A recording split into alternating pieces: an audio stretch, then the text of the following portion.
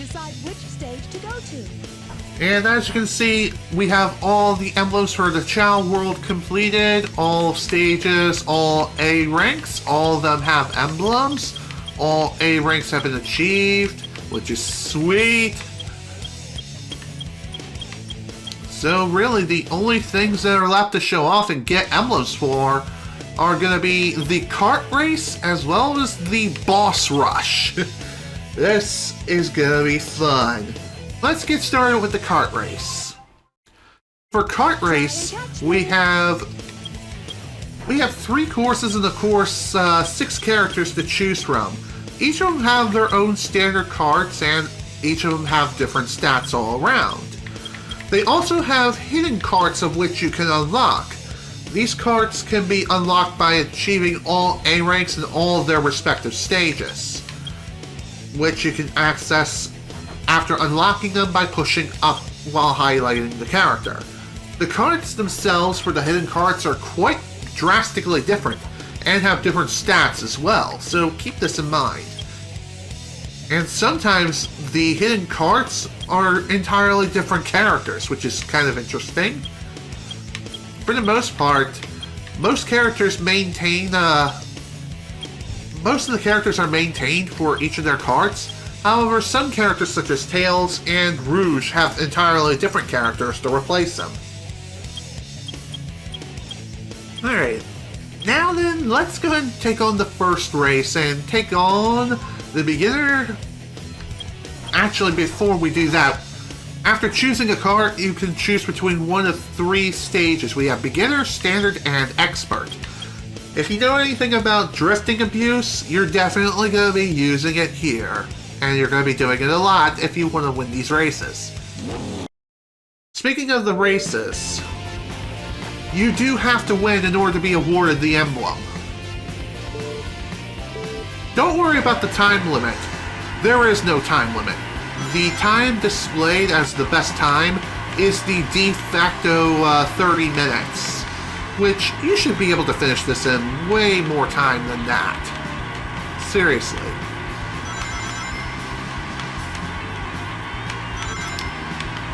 Also, the different karts have different sort of sounds as well.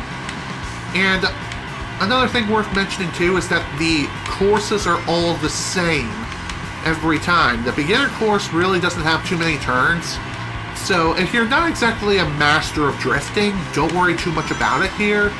It really shouldn't be that big of a deal. But even so, it's still something you really should look into.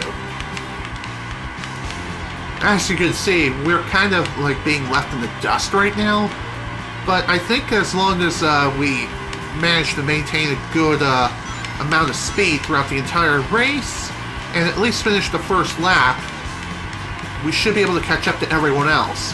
Also, I'm pretty sure that everyone runs on an I'm pretty sure your entire... What am I saying? Your competition runs on a rubber banding system. So, the further behind you are, the more likely you'll be able to catch up to that person. But if you fall, I think if you do fall too far behind, then of course there's no way you're going to catch up. One more thing worth mentioning here is that during these races, the rings will only respawn after passing through those rings during lap 2. They will respawn on lap 3, but even so, still something worth mentioning.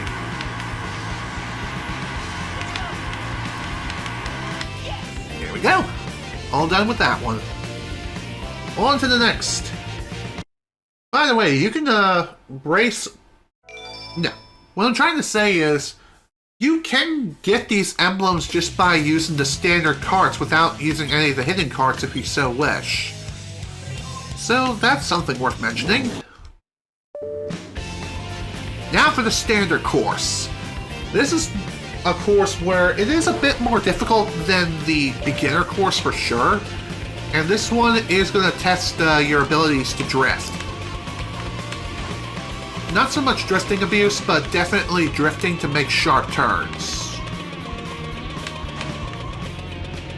One thing I definitely noticed is that some characters, such as the Chao here, they don't make any sort of noises whatsoever. Kinda weird, whether they hit a wall or if they pass by opponents, etc., etc.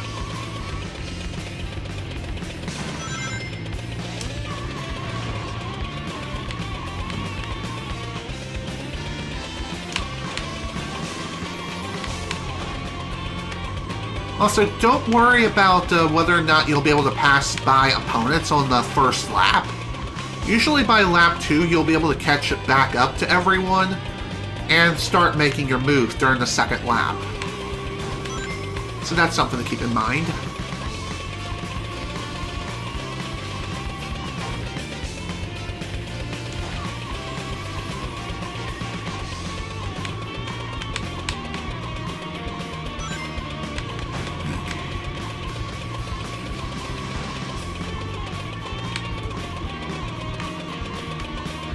One more thing worth mentioning as well is that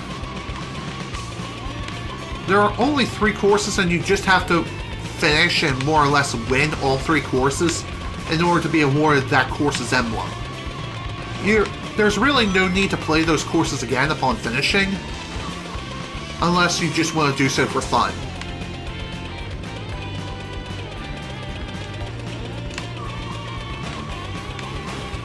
One more thing worth mentioning here is falling off the course does not mean certain death, unlike in the base game where that usually is the case.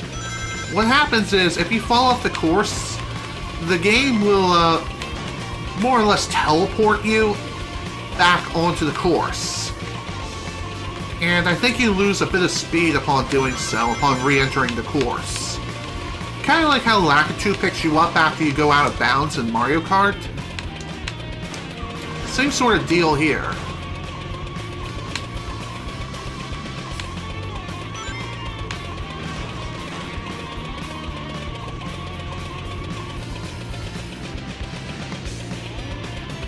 Alright, there we go. Another one down. Okay. Thanks for stopping by, Jamar. And hello, JTR Shadow. Welcome to the stream. Glad you can make it. And I agree. This game's soundtrack is definitely one of my favorites, personally. Alright, on to the final race. We have the Expert Cup, or more or less the Expert Course. Excuse me. Now, for the Expert Course, this course will test your ability to master the art of drifting, so that's something to keep in mind here. You're going to be doing a lot of drifting, and there's also the possibility that you're going to fall off the course in some places too. So, again, be sure to keep this in mind.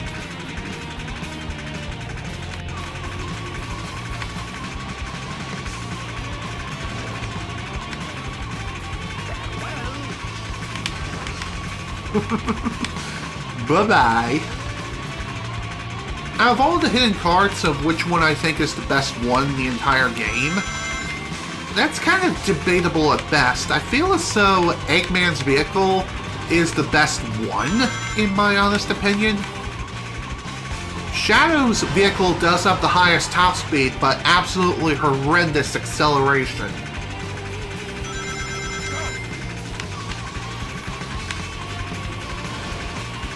So take it as you will. You don't necessarily have to use the hidden vehicles if you don't want to, but really, the hidden vehicles offer the most unique experience out of all the vehicles.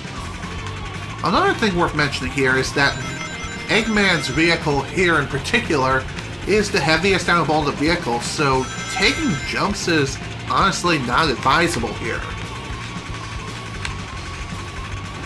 I mean, yeah, you can gain some air, but you won't be getting very high or very far with it.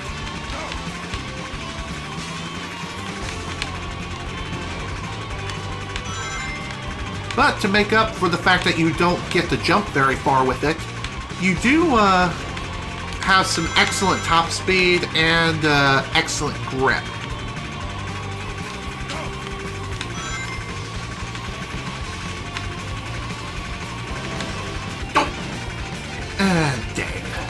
That sucked. But yeah, like I said, falling off the course does not mean instant death.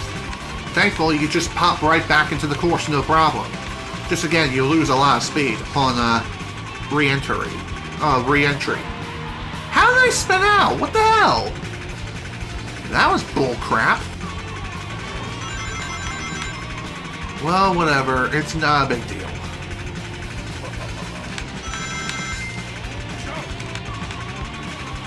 One other thing worth mentioning here is that, unlike the base game, this game does have speed boost panels for your vehicle. Running over it means that you'll get a short burst of high speed. Excellent for if you need a boost. I think you can also combine it with a regular boost that you get for collecting 20 ring intervals as well.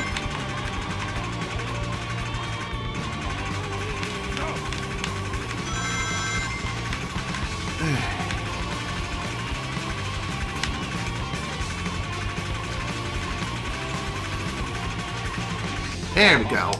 Very nicely done. And that's Kart Race. You're getting a Switch soon? Cool.